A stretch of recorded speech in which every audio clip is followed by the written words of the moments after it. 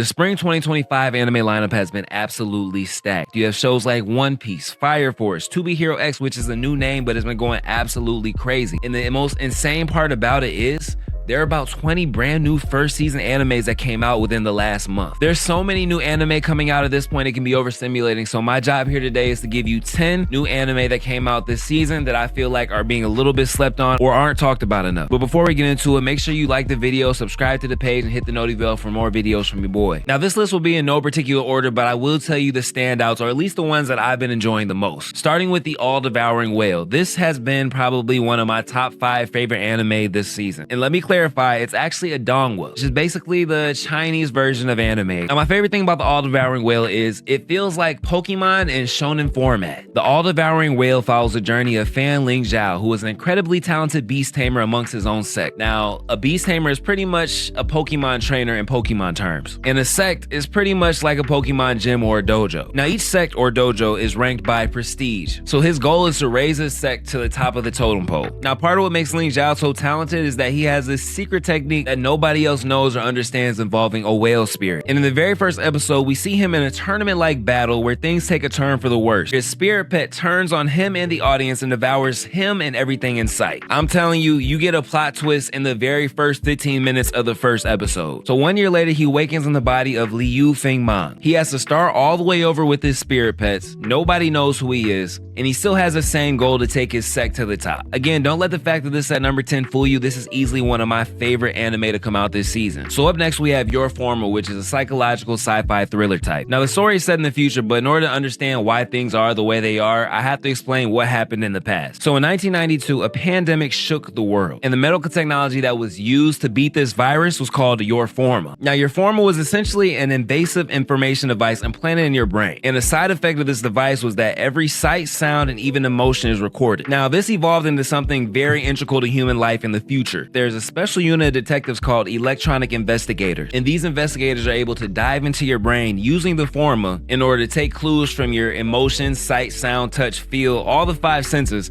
to solve a crime. So the story follows Ichika Hada, who is the youngest electronic investigator of all time. Like, she's literally the Michael Jordan of diving into Your Forma. Now, each electronic investigator is essentially assigned an android to help ground them while they're diving in people's brains. But she's so good at it, she tends to burn out the androids that are assigned to her. That is until she's assigned a super advanced android named Harold, who is able to basically match her skills as an investigator. Now, in the first episode, he's accused of a crime himself. And again, he's an android, so it's kind of like, how are androids killing people? They don't even have the function to be able to do that. And that's where the story takes off. I don't want to spoil too much, but that's also one of my tops this season. Now, coming in at number 3, we have Lazarus, which is kind of a special case because it's an anime original. It was created by the writer of Cowboy Bebop, and it's actually in the same verse. And on top of that, it gives the same vibe as Cowboy Bebop. Like, the animation is definitely 2025, but sometimes the vibes give 1999. So the setting is in 2052, where humanity enjoys peace and prosperity thanks to a miracle drug named Hopna, which was created by a genius scientist named Dr. Skinner. However, one day Dr. Skinner vanishes, and 3 years later he returns with news that Hopna has a deadly side effect. Anyone who took it will die within a short period, and this sends the entire world into a frenzy because it basically spells out doomsday. So the government essentially assembles a special task force comprised of elite criminals called Lazarus, and their job is to find Dr. Skinner and develop a cure before it's too late. And the story follows Axel, who is one of these elite criminals, and his criminal expertise lies in prison escape. Now, a lot of you have probably already seen this, but the first episode starts with this amazing prison break scene. You have to see it. 10 out of 10 first episode. So next up we have Teogonia, which I'm pretty sure falls in the dark fantasy genre, but it definitely has a little bit of isekai vibes, and I'll explain why in a second. So Teogonia follows a young village boy named Kai as he fights a war between humans and demi-human tribes. Like, literally, you could be living your best life and a random monster will just come and devour you and your whole family. Like, this is that kind of world. One day he gets caught by one of the monsters in the woods and he's injured, and he randomly gains all the memories of a past life and learns of a world with advanced technology and magic. And this newfound information allows him to tip the scales in the fight between humans and demi-humans. And it sets him on a journey of not only the protector of his village, but also trying to figure out why he has these memories of a past life. So number 5, we have Witch Watch, and this one is definitely going to be one I'll check off as one of my faves of this season. So Witch Watch follows Morito Otogi, a high school student with an ogre lineage, and Nico Wadasuki, his childhood friend who is also a witch in training, who also ends up living with him. So Nico's magic and their shared home leads to a whole bunch of unpredictable chaos and also romantic complications, which Morito is tasked with protecting Nico from a prophesized danger. Now this one gets really juicy, and I'm really trying hard to avoid spoilers, but just trust me on this one, you will really enjoy Witch bitch watch. Next, we have the brilliant healer's new life in the shadows. So after being cast out of his adventuring party with just a single gold coin, self-taught healer Zeno sets up a back alley clinic in the slums, hoping for a quiet life. But instead, he finds himself surrounded by monster guilds, gang politics, and a growing romantic tension from powerful demi-human leaders. Bro got them joints. I mean, bro got like that unspoken, I don't even want to have it, but I got it writ. At first, it feels like a familiar fantasy harem setup, but it hints at deeper world building and social commentary. At his core, Xenos is a real humble guy, but his healing abilities are literally changing the core politics of the world around him. I've never seen a healer type in video games or anime affect the balance of power so much like it does in this anime. If you have a list of shows to watch, I'll put this probably somewhere towards the middle. It's not necessarily one of my favorite this season, but it's definitely intriguing. So next up, we have the Sword of the Demon Hunter, which a lot of people actually are aware of, but I feel like they're still sleeping on. And I promise you, the first episode feels almost movie quality. It's like almost an hour long, and it kind of feels like the first episode of Demon Slayer if Nezuko was evil and Tanjiro was also part demon. Sword of the Demon Hunter follows Jinta, a young man in the Edo period Japan who becomes a demon hunter and a shrine guardian after a fateful encounter with a mysterious demon. Alongside his kid sister Suzune, Jinta takes refuge in a remote village where their lives are forever changed by supernatural forces. Like I said before, this show gets really crazy and really messy in the first episode. I mean, the main character's sister finds out she's part demon, kills the woman that the main character loves. A fateful encounter with the demon causes him to also become part demon. So now he's chasing her across time to get revenge for what she did to the woman he loved. It starts off real Demon Slayer-ish, but it goes left real quick. Now, I'll be honest, this does have a lot of slower periods in the anime, but this is also one of my faves this season. So if you're a fan of the Gundam franchise, you're gonna love this next one. It's Mobile Suit Gundam Quux. If you've ever watched the Gundam show, it's very familiar where the main character kind of stumbles across a crazy Gundam. The story follows a girl named Amate, who was a high school student living a quiet life in a space colony until a chance encounter with a war refugee named Nyan pulls her into an underground world of illegal mobile suit dueling known as clan battle. So she begins piloting the G-Quux, which is this crazy souped up model of a Gundam, and Amate quickly raises through the brutal rank, caught up in a high stakes games far beyond her control. Her world is even further shaken when mysterious Gundam appears, pursued by both space forces and police. And as the battles intensify, secrets surface, and you realize nothing is what it seems. Again, if you're a fan of the Gundam series, this is definitely gonna be something you're familiar with. I will say it does have a lot of twists and turns in the story. So next up, we have Moonrise, which is a blockbuster Netflix hit and actually kind of controversial in its reception. The first 6 or 7 episodes hit you like a rush of adrenaline. I mean, they're action-packed sequences from start to finish. Now, there are a lot of people that say after episode 7 or 8 is where the story starts to fall off, but honestly, that's where I started to fall in love with the story. So if you watched this one already, let me know what you think about it in the comments. But Moonrise is set in a near-future world governed by an all-powerful AI network called Sapientia. Humanity enjoys peace on Earth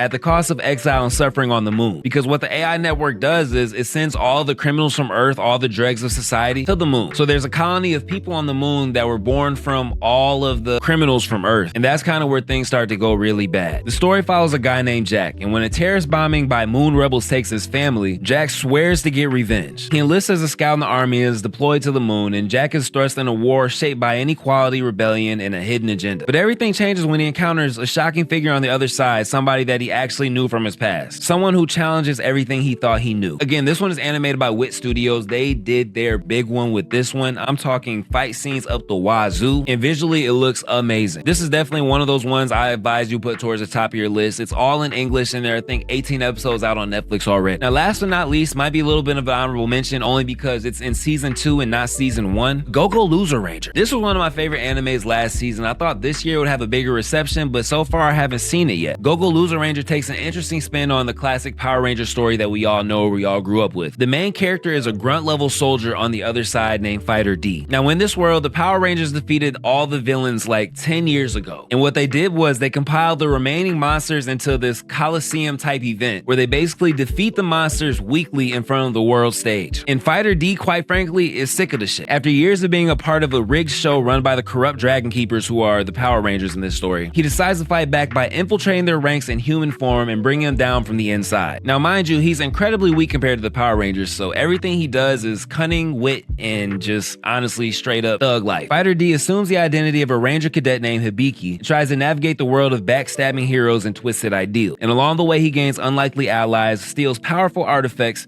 and starts shaking up the very system that once oppressed them. This is definitely one of them stories where you live in a world where the good guys aren't the good guys and the bad guys are kind of the bad guys, but they don't feel like the bad guys because they're so oppressed by the good guy. So these are 10 of the anime that I feel like everybody's been sleeping on. Honestly, there are probably a few more. I could do a part 2 if y'all want to. I could also break it down by genre. There's a lot of things we can talk about. Also, the summer lineup is coming up, and that is going to be even more stacked. So let me know if you want to hear me yap about that. But let me know in the comments if you've seen any of these. Let me know in the comments if there's anything I should check out. And also, while you're there, make sure you like the video, subscribe to the page, and hit that noti bell. Thanks for watching. I'll see you next time.